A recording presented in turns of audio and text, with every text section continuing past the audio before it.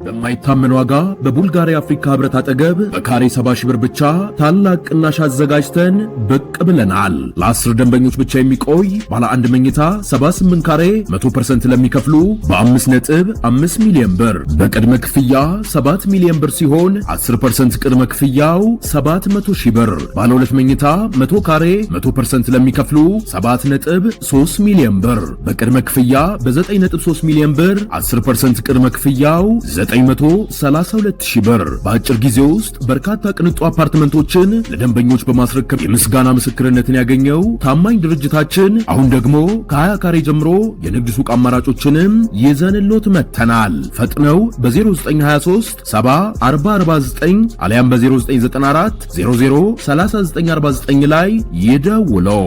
ሰመር ሪል ስቴት።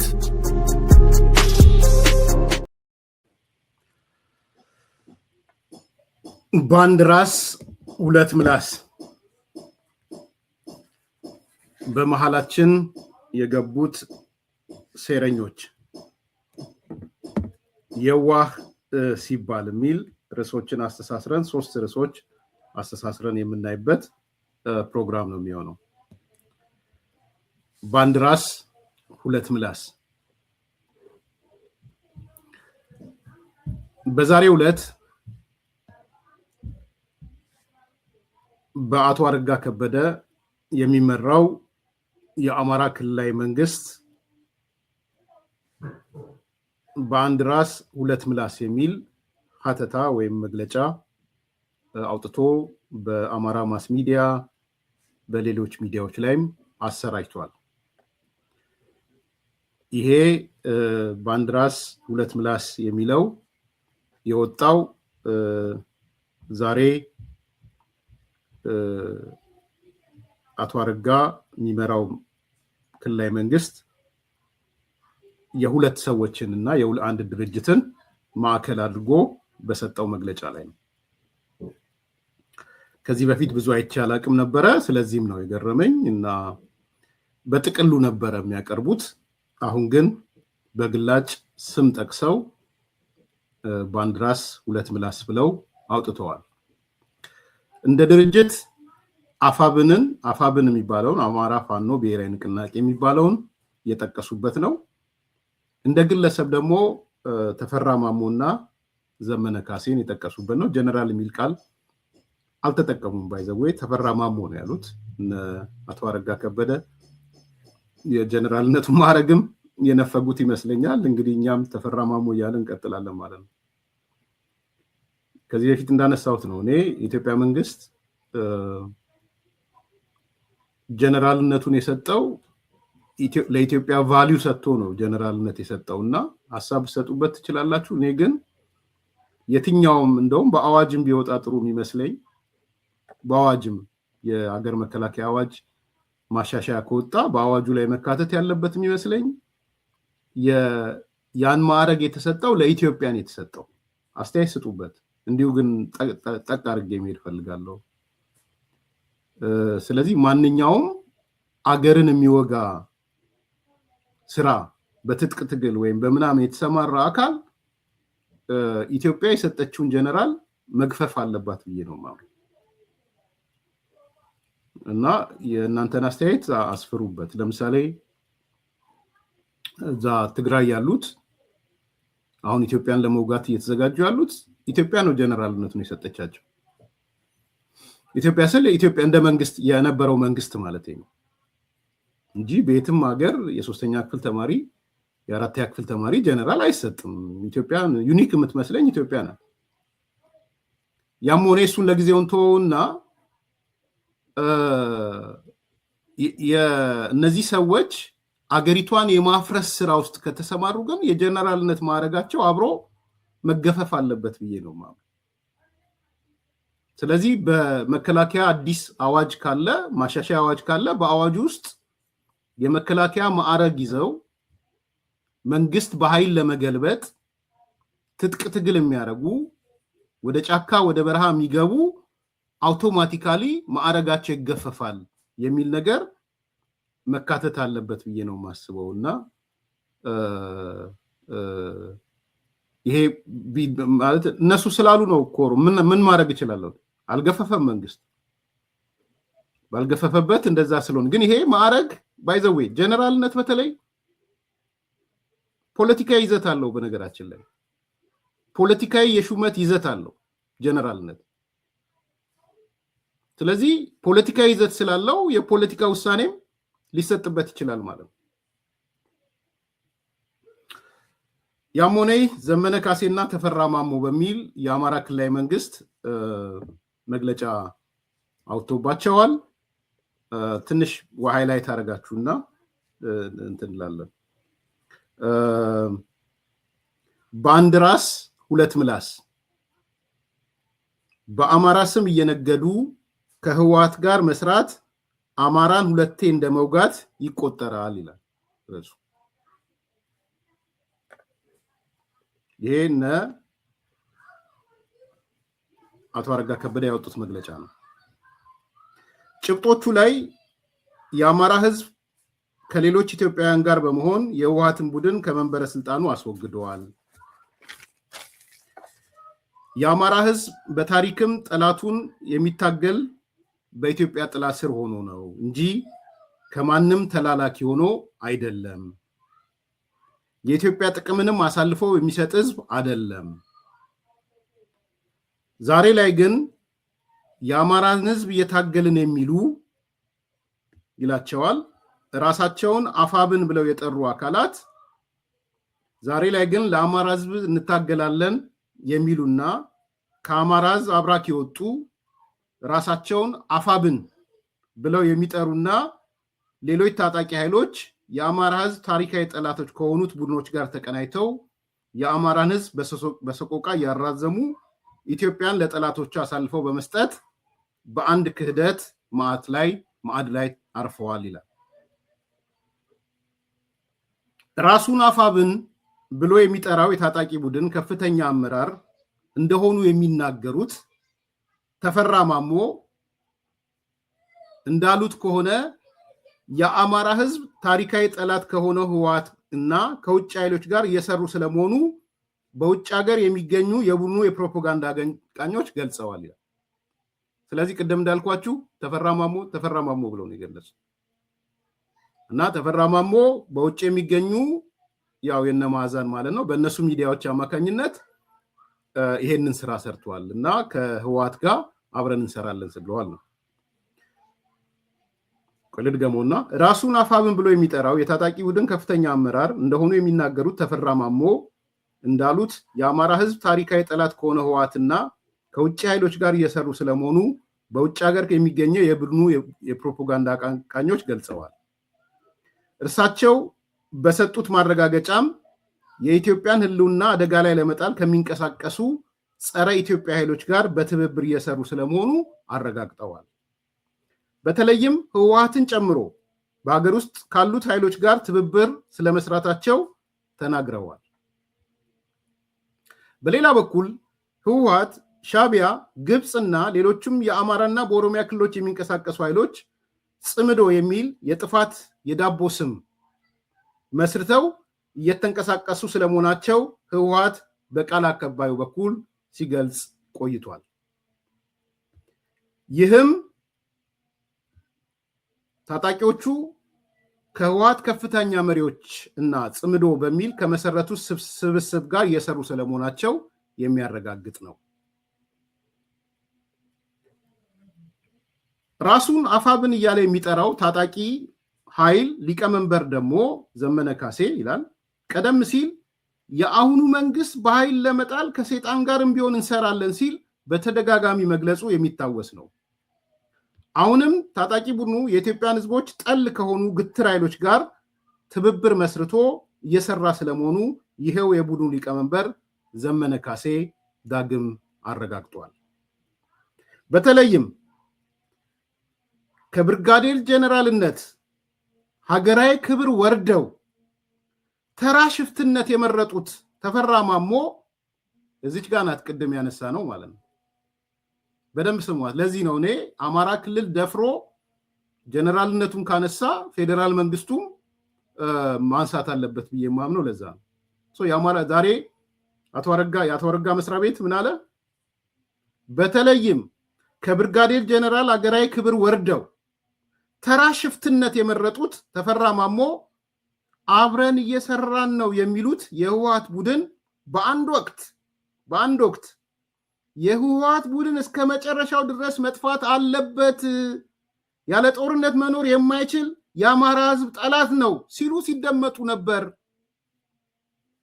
ታዲያ በአንድ ራስ ሁለት ምላስ ማለት ይህ አይደለምን ብሎ ይጠይቃሉ አቶ አረጋ። ራሳቸው አቶ አረጋ የጻፉት ነው ይመስለኝ እኔ። አቶ አረጋ ከበደ ወይም ደግሞ ምክትላቸው በጣም ጠንካራ ሰው አለ፣ ምክትላቸው አፕሪሼት የማደርገው ሰው አለ። ባይዘው በጣም ጠንካራም ነው ሲባልም ሰምቻለሁ። የሙስሊም ስም ያለው ምክትል ፕሬዚዳንቱ ጎበዝ ነው ሲባል ሰምቻለሁ። በዚህ አጋጣሚ በጣም ከዚህ ከጽንፈኛው ኃይል ጋር ምንም የማይደራደር ነክሰው የያዙት ሰው እንደሆነ ሰምቻለሁ። የወሎ ሰው ነው። ከሌ ማለት አልፈልግም ነበር፣ ግን አብዱ ነው የሚባለው። በጣም በጣም ጠንካራ ሰው ነው። ያለኝ መረጃ ነው። እኔ እንደወረደ ነው የማቀርበው። ለታጣቂዎቹ ያለው ፖዚቲቭ ስሜት ሰማለው። ከዛ ጥለው መተው ሰላም ለሚፈልጉ ሰዎች የሚያስተናግድበት መንገድን እሰማለው። ትሪት ያደርጋቸዋል። ከጽንፈኛው ጋርም የተቆራረጠ ሰው ነው። እኔ ትልቁ መመዘኛ መቆራረጥ ነው። የተቆራረጠ ነው። በቃ በአቋም የተቆራረጠ ሰው ነው። አብዱ ነው የሚባለው። እኔ የመለመልኩት ወይም ሲቪውን ከፍ እያረኩለት አይደለም፣ ስራው ስለሚመሰክር የሰማሁትን ግን መናገር ስላለብኝ ነው። እናገራለሁም ደግሞ አቶ አብዱ ሁሴን በጣም በጣም ጥሩ ስራ እየሰራ መሆኑ ሰምቻለሁ። እኔ አግኝቼው አላውቅም፣ አውርቼው አላውቅም። እኔ አይ ዶንት ኖ ፊዚካሊም አንተዋወቅም፣ እሱም ያቀኛል ብዬ እርግጠኛ አይደለሁም፣ ግን መረጃዎች ያጣራሉ። አብዱ ሁሴን ነው። አቶ አረጋም ጠንካራ አቋም አለው። ምን ያህል ይደግፉታል ዙሪያ ያሉ ሰዎች እርግጠኛ ባሉንም ጥሩ ሰው ነው አቶ አረጋ። አቶ አብዱ ሁሴን ግን በቃ ሊያጠፉት የሚፈልጉት ሰው ነው። አንዴ እንዲህ ነው፣ ሃይማኖቱ እንዲህ ነው እያሉም ሲያረጉበት እንዳለ እሰማለሁ። ኢን ኤኒ ኬዝ ወይ አቶ አረጋ ወይ አቶ አብዱ ሁሴን ይሆናል የጻፉት። ዶክተር ነው አይደል ነው። ኤኒዌይስ እኔ መረጃ ሰበስባለሁ። በዛ በአማራ ክልል ካሉ አስተዳደሮች የቶቹ ኮኦፕሬት ተባበሯቸዋል፣ የቶቹ ቀና ናቸው፣ የቶቹ መረጃ ስትሰጧቸው ሪያክት ያደርጋሉ፣ የቶቹ ይደብቁታል፣ የቶቹ ጠርተው ያስፈራሯቸዋል። ይሄን ሁሉ አጣራለሁ። ሳላጣራ በእርግጠኝነት እኔ ምንም ምስቴክ የለኝም። ኢትዮጵያ ሰላም እንድትሆን የአማራ ክልል ሰላም እንዲሆን ከመፈለግ ውጪ ሌላ ፍላጎት የለኝም። እንድትረዱልኝ እፈልጋለሁ። ስለዚህ ብዙዎቹን ስጠይቃቸው እኛ አቶ አብዱ ሁሴን ይቀሉናል፣ አቶ አረጋ ማግኘት ይከብደናል፣ አቶ አብዱ ሁሴን ግን ይቀሉናል ሲሉ ነው የምሰማው። ለዚህ ነው የተናገርኩት። በተለይም ከብርጋዴር ጀነራልነት አገራዊ ክብር ወርደው ተራ ሽፍትነት የመረጡት ተፈራ ማሞ አብረን እየሰራን ነው የሚሉት የህወሓት ቡድን በአንድ ወቅት የህወሓት ቡድን እስከ መጨረሻው ድረስ መጥፋት ያለበት ያለ ጦርነት መኖር የማይችል የአማራ ህዝብ ጠላት ነው ሲሉ ተደምጠው ነበረ። ታዲያ በአንድ ራስ ሁለት ምላስ ማለት ይህ አይደለምን ብለው እናቱ አረጋ እናቱ አብዱ ሁሴን ይጠይቃሉ። ጋሽ ተፈራን ማለት ነው። ሽፍታው ብለውታል። ሽፍታው ተፈራ ማለት ነው። በአማራ ህዝብ ስም እየማሉ እና እየተገዘቱ የአማራ ህዝብ ጥያቄዎች የፊት ገጽ አድርገው ከኋላ የአማራን ህዝብ ዘር ለማጥፋት ሌት ተቀን ከሚሰሩ ኃይሎች ጋር ከኢትዮጵያዊ ታሪካዊ ጠላቶች ጋር ጋብቻ መፍጠሩ የአማራን ህዝብ ሁለት ጊዜ እንደ መውጋት ይቆጠራል። እነ ጀነራል ተፈራ ሁለት ጊዜ እየወጉት ነው አማራን የሚል ነው። እነ አቶ አረጋ እነ ሁሴን እና አብዱ ሁሴን ያወጡት መግለጫ ማለት ነው። ይህ አይነት አካሄድ የህዝብን ሰቆቃ የሚያራዝም፣ ለጉስቅልና የሚዳርግ፣ ማህበራዊ ረፍት የሚነሳ፣ እልቂት የሚያስከትልና ትውልድ አልባ የሚያደርግ ስለመሆኑ በምሁራን በአገር ሽማግሌዎችና ሃይማኖት አባቶች በተደጋጋሚ ሲነገር ቆይቷል። በአንጻሩ በመንግስትም በኩል ሀገር የምትታትረው ከሰላም እንጂ ከጦርነት አይደለም በሚል እሳቤ ችግሮች በሰላማዊ መንገድ እንዲፈቱ በሆደ ሰፊነት ለታጣቂ ኃይሎች በተደጋጋሚ የሰላም ጥሪ እያደረገ ይገኛል። በዚህ አጋጣሚ ጠቅላይ ሚኒስትሩም የኤርፖርት በተመረቀ ሰዓት የጎጃም ላይ ደብረ ማርቆስ አንዱ የቀረበው ጥሪ የሰላም ጥሪ ነው። ኑና እንነጋገር፣ ኑና እንወያይ፣ እንመካከር የሚል የሰላም ጥሪ በይፋ ቀርቧል። ኃይለ ኢየሱስ አዳሙ ኔጋ ሲመጣ የነበረው ሼር አድርጎት ይሄ ጥሩ ውሳኔ ነው፣ ለሰላም እጃችሁን ብዘረጉ ጥሩ ነው ታጣቂዎቹን ብሎ ሲል አይቼዋለሁ። ፎሪስ ክሬዲት ነው እያነሳው ያለሁት። የሰላም ጉዳይ በዚህኛው በኩል እየቀረበ ነው።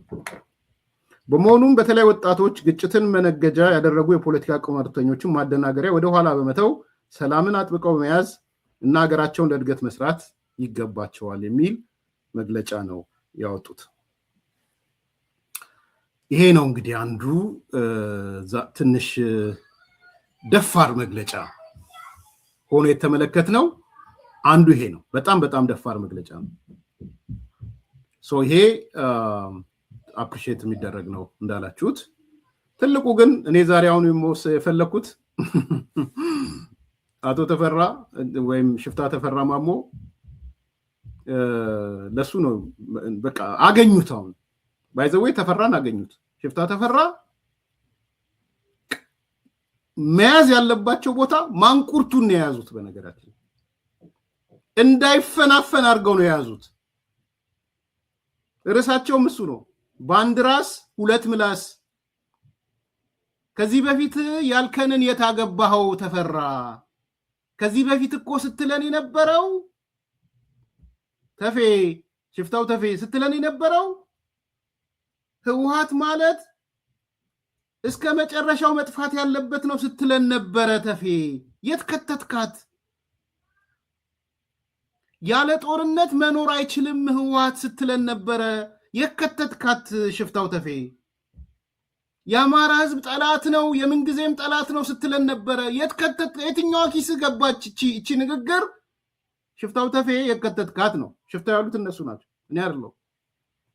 ወርደ ከብርጋዴር ጀነራልነት ወርደ ወደ ሽፍትነት የገባው ተፈራ በአንድ ራስ ሁለት ምላስ ሆነ አየን። መልስ ስጥ ነው እያሉ ያሉት። እኔ ደግሞ ዞር ስል ትላንትና በጣም ያስደነገጠችኝ ነገር ሰምቼ ነበረ። ጋሽ ተፈራ ሽፍታ ተፈራ ማዛን እያመሰገንኳት፣ በዚህ አጋጣሚ ማዛ መሐመድ አውቃ ይሁን ሳታቅ መጥቶ እነ ደብረ ጽዮን ማለት የዋሆች ናቸው ብሎ ተናገረ። ትላንት አሰምቻቸዋለሁ። የዋሆች ክፎቹ እነ ጌታቸው ረዳ ናቸው። የአማራ ጠላቶች እነ ጌታቸው ረዳ። ጌታቸው ረዳ እኮ ያኔ የበረሃ ጦርነት ውስጥ እኮ የለም እኮ። እነ ደብረ ጽዮን፣ እነ ፈትለ ወርቅ፣ እነ ጌታቸው አሰፋ እና በእነሱ ዙሪያ ያሉ ጀነራሎች አሉ። የዋሆች ናቸው። ይሄ የጋሽ ተፈራ ቋንቋ ነው። የተፌ የሽፍታው ተፌ ቋንቋ ነው። ደብረ ጽዮን የዋህ ነው። ጌታቸው አሰፋ የዋህ ነው። ፈትለ ወርቅ የዋህ ናት።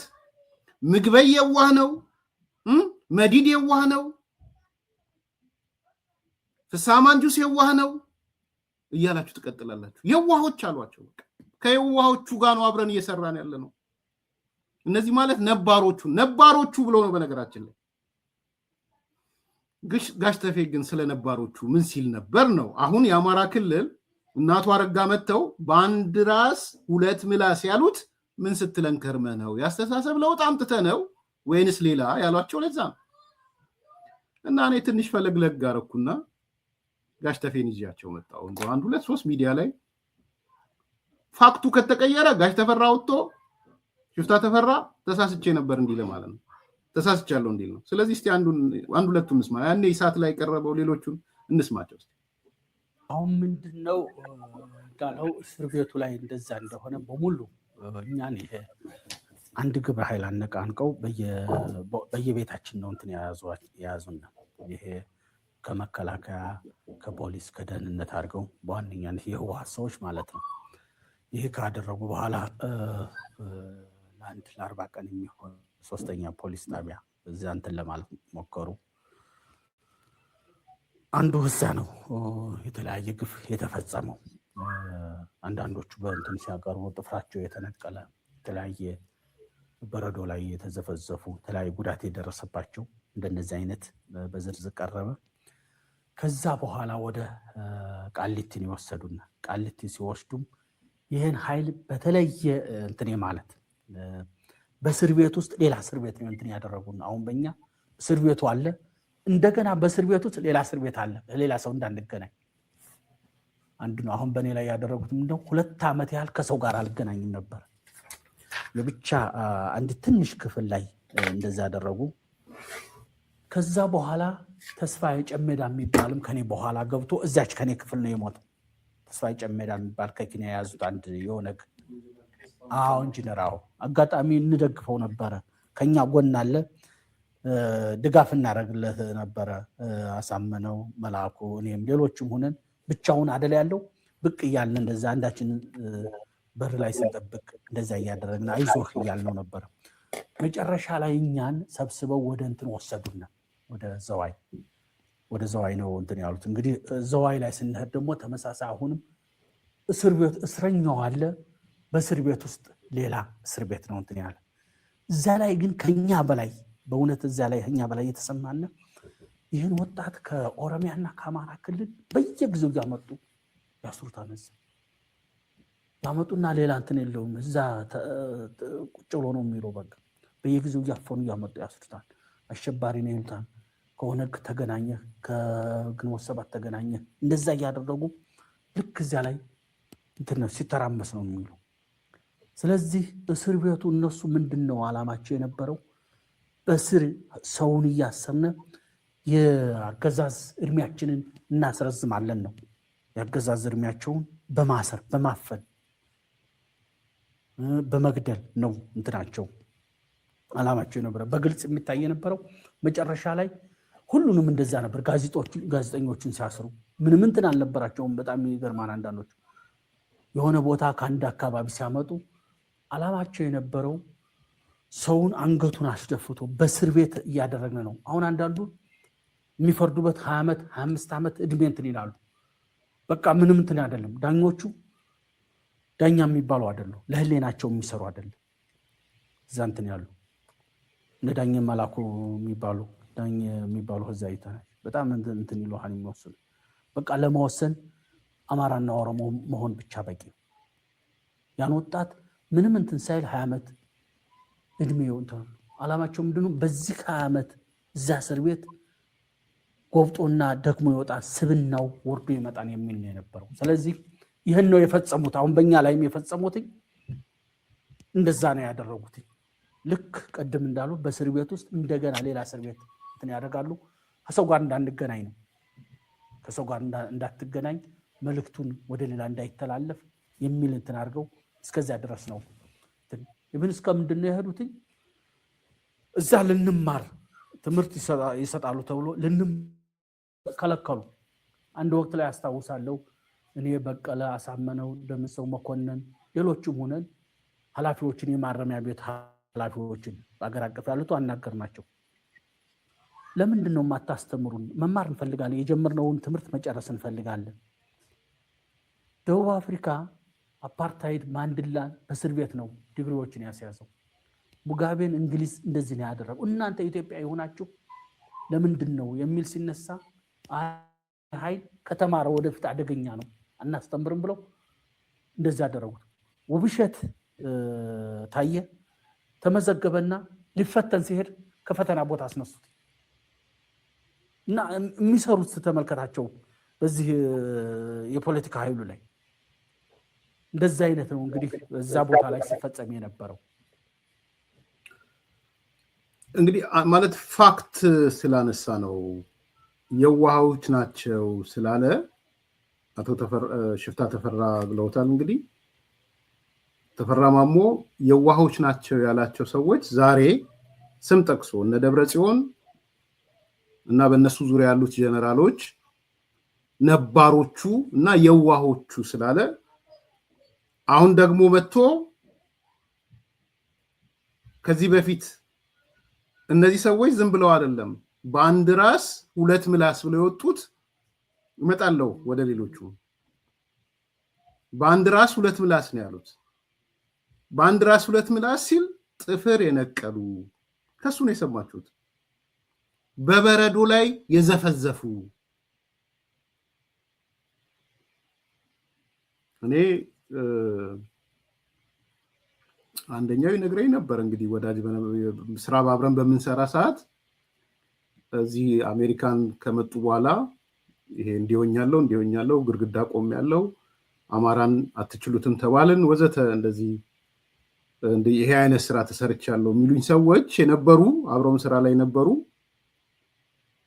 ወፍራም ይሄ ደህንነት ጽሕፈት ቤት ውስጥ ማዕከላዊ ትልቅ በረዶ ወፍራም በረዶ አለ ሲሉ እኔ አይቻላቅም እንግዲህ ወፍራም የበረዶ አይነት አለ አሉ።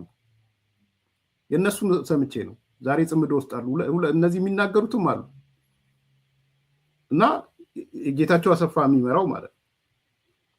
ከዛ ያ በረዶ የሚመስል ነገር አምጥተው ጭንቅላት ላይ ለሆነ ሰዓት ሲያስቀምጡት ድንዝዝ ብለህ ትወድቃለህ። አንዳንዴ ቪዥዋላይዝ ለማድረግ ሞክርና ይከብደኛል ፕራክቲካሊ ስላላየሁት ማለት ነው። ወይም ደግሞ ግንባርህን በዛ በረዶ በሚመስለው ትልቅ ነገር ነካ ያደርጉታል። ልክ ነካ ሲያደርጉህ ራስን ስተት ትወድቃለህ። ይሄን የሰማሁት አሜሪካን ከመጣው በኋላ ነው የሰማሁት። ይሄ አቁሞ ግድግዳ ግፋሉን ሲሉ ከነበሩ እንደዚህ አይነት ብልቴ ላይ አንጠለጠሉ ሲሉን ከነበሩ ሰዎች ነው የሰማሁት። ከምሬን ነው የምላችሁ። ይሄ ደግሞ አደባባይ ብዙ ሰውም ሰምቶታል እና ይከብደኝ ነበረ ቪዥዋላይዝ ለማድረግ ምንድን ነው ያ ነገር ከየት የመጣ ነው? ትልቅ ወፍራም በረዶ አይነት እንግዲህ ኬሚካል ይኑረው አይኑረው አላውቅም፣ ብቻ ግንባርህን ነው የሚመቱ፣ ፌንት ታደርጋለህ። ይህን የነገሩን ሰዎች ናቸው እንግዲህ ዛሬ ጽምዶ እያሉ የሚነግሩን ማለት ነው። በደንብ ስሙ። ዛሬ ሽፍታ የተባለው ሰው የቀድሞ ጀነራል ተፈራ ማሞ ስለ ጥፍር ነቀላ የነገረን እሱ ነው። በረዶ ውስጥ እንደሚዘፈዝፉ የነገረን እሱ ነው። በእስር ቤት ውስጥ ሌላ እስር ቤት ነበረ ያለን እሱ ነው። እነ ተስፋውን ጨመዳ እነ ኢንጂነር ተስፋውን ጨመዳ በግፍ ተገደሉ ያለን እሱ ነው። ወጣቱ አማራና ኦሮሞ መሆን ብቻውን ያሳስራል ያለን እሱ ነው። ይሄ ቃለ መጠይቅ ሌላ ቦታ አትሂዱ፣ ፍርድ ቤት ከሄድክ ለመታሰር አማራና ኦሮሞ መሆን በቂ ነው ያለን። ያኔ ነገርን ልክ አይደለም፣ ሌላ ጉዳይ ነው። የዋሆች ስላላቸው ነው። ዛሬ የዋሆች ስላላቸው ወሳኝም አካል ስለሆነ ፖለቲከኛ ብቻ አይደለም። አቶ ተፈራ ተዋጊ ነው። ነገ ስልጣን ይዛለው የሚል ሰው ነው። ኢታማዦር ሹም ሆናለው የሚል ሰው ነው። ያገሪቷ የቱ በዚህ ደረጃ እነዚህ ሰዎች ያገዛዝ እድሜያቸውን የሚያራዝሙት በማሰር በማፈን በመግደል ነው ያለን። አማራና ኦሮሞ መሆን በቂ ነው ለፍርድ። ምን ሰራህ አይደለም። ብሔርህ ምንድነው? ዘርህ ምንድነው? አማራ ነህ ትታሰራለህ፣ ኦሮሞ ነህ ትታሰራለህ። ይሄን ያለን ተፈራ ማሞ ነው። ተፈራ ማሞ ነው። ኢቭን አለ ተፌ አፓርታይድ ጋር ሁሉ ሄደ። የእንግሊዝ ቅኝ አገዛዝ ጋር ሁሉ ሄደ። አፓርታይድ የማያረገውን ስራ ይሰሩ ነበር አለን ተፌ። ቅኝ ገዢዎች የማይሰሩትን ስራ ይሰሩ ነበር አለን ተፌ። አፓርታይዶች እኮ ኔልሰን ማንዴላን በዲግሪ ተመርቆ እንዲወጣ አድርገውታል እስር ቤት ቁጭ ብሎ አለን ተፌ። የእንግሊዝ ቀኝ ገዢዎች እኮ ዚምባብዌ ሆኖ ሙጋቤ ትምህርቱን ተምሮ እንዲወጣ አድርገውታል አለን ተፌ። የኛዎቹ ግን ትምህርት እንዳንማር አረጉን። ፈተና ፈተናል ያለው ጋዜጠኛው ውብሸት ታዬ ፈተና ሊፈተን ሲል ተነስ ብለውት ይዘውት መጡ አለ። የት እንክተተው? ይሄን የተግባር ምሳሌ የተግባር ማስረጃ ነው እያነሳ ያለው።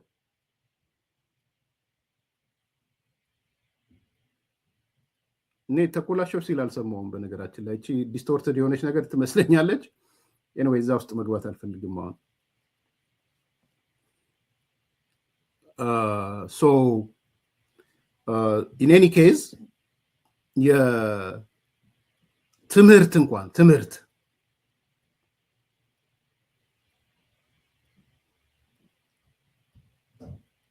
እንዳይማሩ አፓርታይድ ይሻል ነበር ነው ያለው። ይቀጥል ትንሽ እናሰማው። ገፊ ምክንያት የሆነው ጅምላ ጭፍጨፋ ፈጸሙበት፣ ጅምላ እስራት ፈጸሙበት፣ በጅምላ ከስራው አፈናቀሉትኝ። ከዚህ በኋላ ነው እብን በእኛም በዚህ የተከሰስነው ግማሹ ተባሮ የነበረ ነው። ግማሹን ማረጋቸውን እየገፈፉ ብዙዎቹን አባረዋቸዋል። የተወሰነው ነው እዛም እንትኑ ላይ የነበር ነው፣ መደበኛው ላይ የነበር ነው፣ የተወሰነ ነበር ነው። ዝሮ ይሄ እንትን ላይ ሆን ተብለው በአንድ ማህበረሰብ ላይ በተለይ በአማራ ላይ ያነጣጠረ ነው የነበር። ምንም ሌላ እንትን የላቸውም። አማራውን ቅስሙን እንስበረው፣ ስለዚህ ቅስሙን አልተሰበረም ጊዜ ጠብቆ መጣ በሚል እንደዛ አድርገው ነው እርምጃውን ወሰዱ። ስለዚህ ይሄ እየተደረገ እኛ እዛ መቀጠል ህሊና ቢስነት ነው። ይሄ ነው እንትኑ ወደዛ ነገር እንግዲህ የተገባው አሁን የሚባለው ነገር ሲያስኑ ነው መፈንቅለ መንግስት ምናምን ያሉት ከዛ ጋር ነው። ዝሮ ግን ዋነኛው የምርጫ 97 ላይ አንድ ዘር መነሻ አድርገው የሰነዘሩት ጥቃት ነው ወደዚህ ሁኔታ ያስገባን ነው ማለት ነው። ጦር ሰራዊቱ ሁሉም ላይ ወስደዋል፣ ግን የጎላው ጦር ሰራዊቱ ምክንያቱም ተሰብስቦ አገኙት፣ አብሯቸው ነው ያለው። ጦር ሰራዊቱ ላይ ምንድነው ያደረጉት? የወደፊት በሰራዊቱ የማደግ ተስፋ ያለው ነው ኃይል ነው ጠርገው በሙሉ ያወጡት። በቃ ሊያድግ የሚችለው ወደፊት አብሮ ተወዳዳሪ ሊሆን የሚችለው ፊት ሊያደርግ የሚችለውን ኃይል በሙሉ ጠራርገው በራሳቸውና የነሱ ተላላኪና ታዛዥ በሆነው ኃይል ነው ሞልተው ቁጭ አሉት። ቅሬታ ተፈጠረባችሁ ወጥ ተፌት የት ይከተዋል? አሁን ይሄን አንድ ዘርን መነሻ ያደረገ ጭፍጨፋ ነው ሲያካሂዱ የነበረው ጅምላ ጭፍጨፋ፣ ጅምላ እስር፣ ጅምላ እስከ ስራ ማባረር ነበር የነበረው። ይሄ ደግሞ አንድ ዘርን ማዕከል ያደረገ ነው። አማራ ይለዋል በኋላ ማለት ይሄ ውሸት ነው ወይ? ጋሽ ተፈራ ሽፍታው ተፈራ ይሄ ነገር እንግዲህ ዘመኑም ይሄ ስለሆነ የተቀመጠው ይሄንን ያልከው የለውጡም ገፊ ነገሮች እነዚህ ናቸው ነው ያልከ ያለው። ዛሬ የዋህ ስትለን የዋሆች ናቸው እነ ደብረጽዮን፣ የዋሆች ናቸው እነ ጌታቸው አሰፋ፣ የዋሆች ናቸው እነ ዮሐንስ መዲድ ምናምን ስትለን እንዴት ነው ሌላው እንዴት ይውሰደው? አሁን ለምሳሌ ምን አልከ ነው የአማራውን ቅስም ለመስበር በአንድ ማህበረሰብ ላይ ያተኮረ በአንድ ዘር ላይ ያተኮረ የሰነዘሩት ጥቃት ነው አልከን፣ ሰማን። እንደውም አርቲክል መጻፌን አስታውሳለሁ። እኔ አርቲክል ጽፍ ያለው የተፈራ ቃለ መጠይቅ ብዬ ኢሳትም ስለነበረ በወቅቱ አማራውን ቅስሙን ለመስበር ነው አልከን። ኢቭን ሚሊቴሪ ውስጥ ያባረሩት ተስፋ ለማደግ ተስፋ ያለው ምክንያቱም ወደ ጀነራልነት ወደ ምናምን ሌላው አካል ከመጣ ስለሚጋፋ አባረሩታል። እኔ ተደጋጋሚ ነግሬያችኋለሁ። ይሄን አልከን ተፌ። ለዚህ ነው ዛሬ የትላንትና የስራ ባልደረቦች እነ ሁሴን አህመድ እነ ሁሴን ናቸው እነ አረጋ ከበደ መተው በአንድ ራስ ሁለት ምላስ ያሉ ከሌላ አይደለም። እነዚህ ማስረጃዎች እጃቸው ላይ ስላሉ ነው። ተፌ የት ታስገባዋለህ? እነዚህ ሰዎች ዛሬ አገኙህ። በነገራችን ላይ ትክክለኛው ሰዓት ላይ አገኙህ። ዛሬ ይቀጥላሉ እነሱ። እናረጋ ዋዛ አይደሉም። አሁን በኋላ የሚኖረው ይሄን ኃይል እስከ መጨረሻ ከባለፈው ትምህርት ተወስዶ በገባበት ገብቶ መመታት ያለበት ኃይል መሆኑን ነው። ምክንያቱም ይሄ ኃይል እያለ አገር ሰላም እንደማይሆን ተመልከት። መንግስት የተኩስ ማቆም አደረገ። ይህን ክፍተት ግን ይሄ ኃይል ይህን የተኩስ ማቆም አልተጠቀመበትም። በባህሪው ጦረኛ ስለሆነ ወደ ጦርነቱ ነው የገባው። ይህን ጦረኛ ኃይል ወደፊት በሚኖረው ስምሪት እስከ መጨረሻ ካልጠፋ ይች አገር እንደማትሆን ነው ይሄ ምልክት የሚያሳየው። ህዝቡ ለሰራዊቱ በቋሚነት የምግብ አቅርቦት እየሸፈነ ነው። ህዝቡ አሁን እስካሁን ባደረገው ከሰራዊቱ ጎን አልተለየም።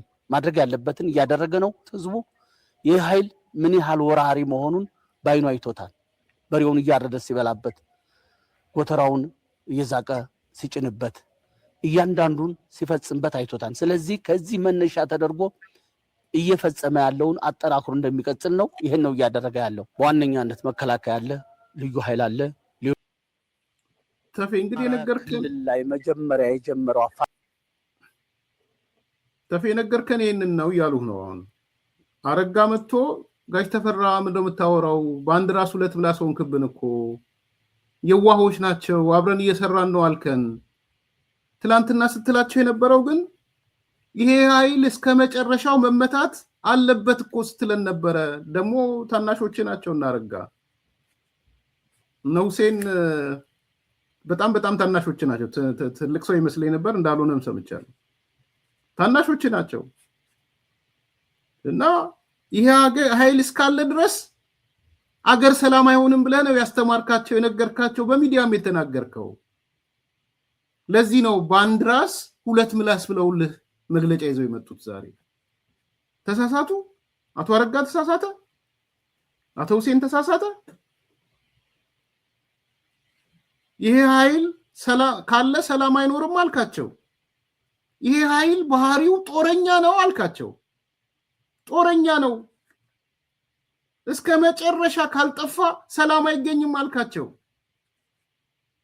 ይሄ ኃይል ማለት ወሮ ሲመጣ የአማራን አርሶ አደር በሬ አርዶ የበላ ነው አልካቸው።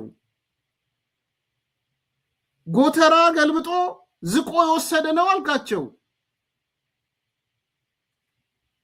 ምን ይበሉ ታዲያ? ለዚህ ነው እኮ አሁን ፍጥጫ ውስጥ የገቡትና አቶ አረጋ ከበደ ምንድነው እያወራህ ያለው ተፈራ? ለምንድን ነው በአንድ ራስ ሁለት ምላስ የሆንከው እያሉ ያሉት በተግባር ስለሆነ ነው። መተዛሬ የዋሆች ስላልካቸው ችግር አለ። ችግራቸው እንደተጠበቀው ነው። ግን የጋራ ጠላት አለን እንስራ ብትል እንደዚህ ብለው የሚመጡ አይመስለኝም ነበር። እናረጋ ግን ፍሬም አደራረግህ እነ ደብረ ጽዮን የዋህ ምስኪን ነባሮቹ ምስኪኖች ስላልካቸው እኮ ነው። ተናደው ነው።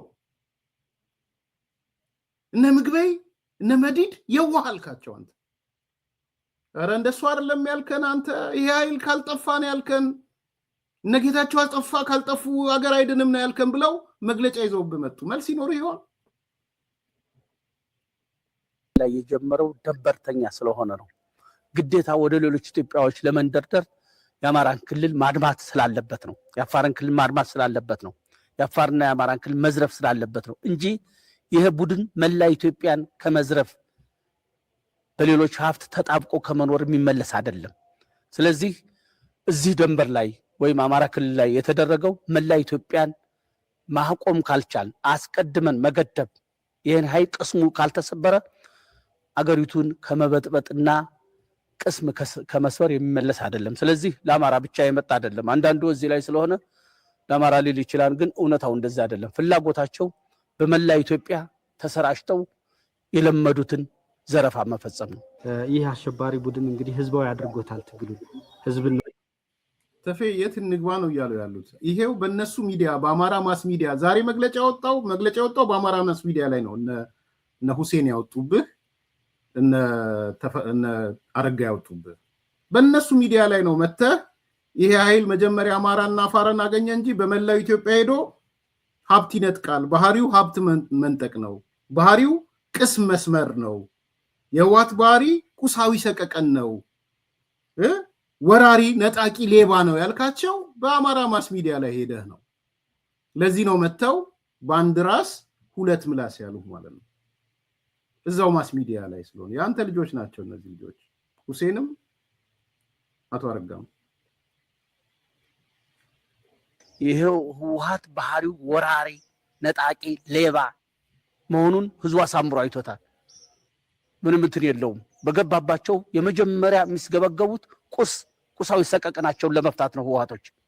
ስለዚህ አሁን ህዝቡ ይሄ ኃይል ይኸው ሰላም ነው የነሳው ሀብት ንብረቱን ነው እየዘረፈ ያለው ይሄ ኃይል ምን ጊዜም በአገሪቱ ላይ በኢትዮጵያ ይሄ ቡድን ሰላም የማይሰጥ ነጣቂ ወራሪ መሆኑን በህይወቱ አይቶታል ይሄን ነው አጠናክሮ መቀጠል ያለበት አሁንም በሚደረገው ስምሪት በሚደረገው እንቅስቃሴ እድል የማይሰጥበት ሁኔታ ተፈጥሮ መቀጠል አለበት የጀመረውን አጠናክሮ መቀጠል አለበት ልክ በሁሉም ግንባሮች ይሄ ኃይል የዘረፈውን ዘርፎ ሌላ አይደለም ወደዚህ ተስገብግቦ የመጣው ቁሳዊ ሰቀቀኑን ለመፍታት ነው ይሄን ያገኘውን የተገደበው ተገድቧል ወደፊት ደግሞ ይዞ ለመውጣት በሚያደርገው እንቅስቃሴ ከጸጥታ ተቋሙ ጋር ሆኖ ህዝቡ የራሱን ሚና መወጣት አለበት እነዚህ ሰዎች በተለያየ መንገድ እየተመሳሰሉ በማህበረሰቡ ተሰግስገዋል እንደገና ደግሞ ካህዲዎችም ከውስጡ አሉ አሁን እንግዲህ ይሄን መመከት ያለበት